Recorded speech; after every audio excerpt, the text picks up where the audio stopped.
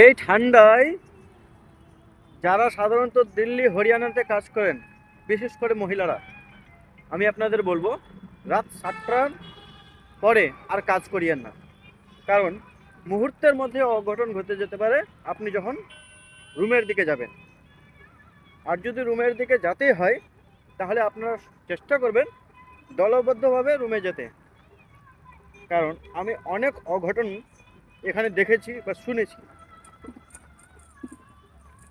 আমার সঙ্গেও হয়েছিল কয়েকবারই। বিশেষ করে গাড়ি যারা, তারা এসে বলবে আমি আপনাকে রুমের মধ্যে ছেড়ে দেবো, চলেন আমার গাড়িতে ওঠে। হলেও গাড়িতে উঠবেন না, হলে কাউকে ফোন করবেন বেশি রাত হলে আসার জন্যে, নাহলে আপনারা দলবদ্ধভাবে যাওয়ার চেষ্টা করবেন।